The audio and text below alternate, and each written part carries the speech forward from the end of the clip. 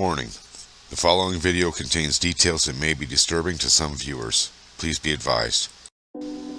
Lakeland, Florida, ranked 5th for violent crimes among pedestrians, but even in a community plagued with meth and violent crimes, no one expected a crime like this. Not even those who are used to seeing their community in the news. As a former resident of Lakeland, I often pay attention to the news down there, as it's always filled with some crazy shit. Now, I have known Grady Judd for about 20-something years, right at 20 years now. And while he parades a lot in front of the camera and talks about his marijuana bust numbers and sex crime numbers, those that pay off real well, that people either pay to bond out or they have a lot of money in the bust, we can't seem to hear anything from him when it comes to his meth numbers, his meth crime numbers, and his violent crime numbers. And we're all ears over here, and we have not heard anything about those yet. We've been asking for a long time, even before this channel. But when I watched his version of him telling the story of the crime, I noticed that the beginning and ending started off about money. He wanted you to not send the money to the family via GoFundMe. He wanted you to send the money to his department's charity instead. And then he closed the video out also focusing on the money. But I wanted to do a version of the actual crime and not focus on any of the money, because let's face it, if there was no money involved, there wouldn't even been a news presser about this crime.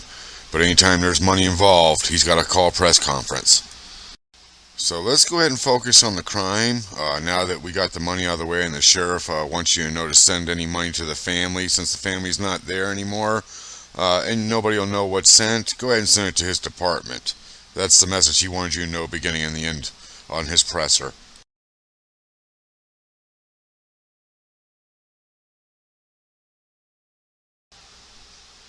Justice Gleason was 40 years old.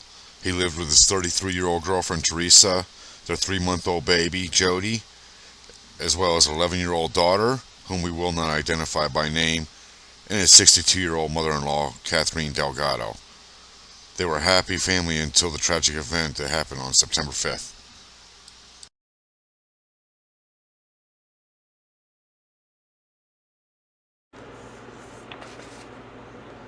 So, this starts on Saturday, September 4th at 6:45 p.m. when Bryan Riley went to a friend's house to get some supplies for a hurricane disaster relief program that he was in. He left that friend's house at around 7:10 is when he approached Justin Gleason's residence, stepping out of his vehicle and telling Justin that God said he needed to talk to Amber because she was going to commit suicide. From there, at that time, Justin had told Bryan that he did not know an Amber, that he needed to leave. And also, around the same time, Catherine Delgado, who was the mother-in-law, stepped out of her residence and repeated the same order, that they did not know an Amber and that he needed to leave the residence or they were going to call the police. He decided at that point that he would leave the residence. Bryan was very angry when he left, but there was no mention of any kind of threats at that point. Now, as Bryan was leaving the residence, that's when he states that God told him to kill everyone and rescue Amber because she was a victim of sex trafficking. When he got home, Bryan argued with his girlfriend, but again, there was no threats of any violence even with his girlfriend. He never mentioned anything about any kind of violence or any desire to do anything of what unfolded. Now, the next sighting they have of him is at 1 a.m. according to nearby security surveillance video. Bryan leaves his residence in a black Ford F-150 and a very large shoulder bag. Now, according to Riley, he left at that point to go to the residence outside Circle Loop Road to do reconnaissance under the moonlight. Riley states that he repositioned his truck 3 times for a fast exit, then searched and located 3 entrance ports. From there, he prepared his exit strategy by first slashing the tires of both vehicles parked in front of the residence. He then placed glow sticks by the road outside his truck through the backyard all the way to around a neighboring residence, and this was so that he could find his way out. Also, in case he found Amber, so that he could tell her to follow the glow sticks in her way out. Now, keep in mind there is no Amber at this residence. There was never accusations of these people of any kind of sex trafficking or anything like that. This was something that was in his head. He started hearing voices approximately 1 week prior to this crime. After slashing the tires and planning his exit and placing the glow sticks, he then doused both vehicles with gas but was only able to ignite one.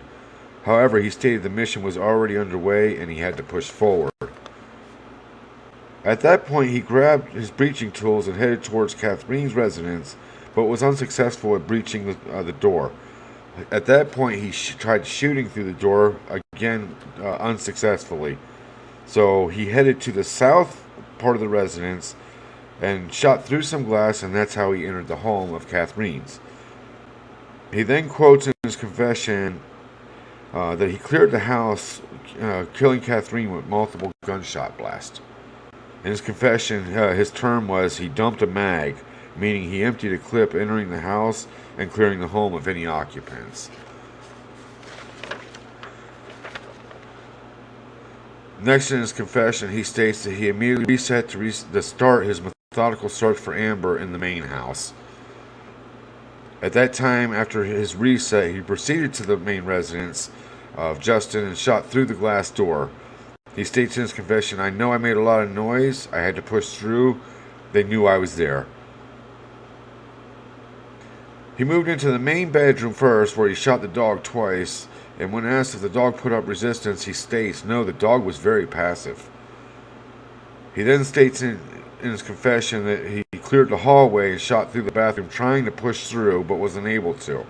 When Justice tried preventing the door from being opened in a desperate attempt to save his family, Riley again shot through the bathroom several more times, eventually being able to push through and killing Justice first.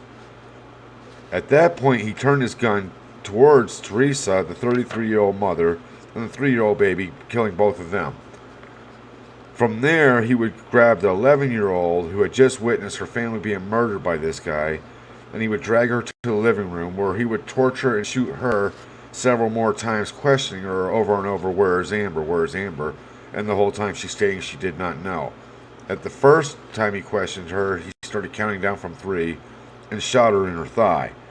He would shoot her several more times, as I said, in the thigh, in the leg, hand, arms, as well as the abdominal cavity. In his confession, Bryan stated he tortured her in order to investigate and find Amber's location.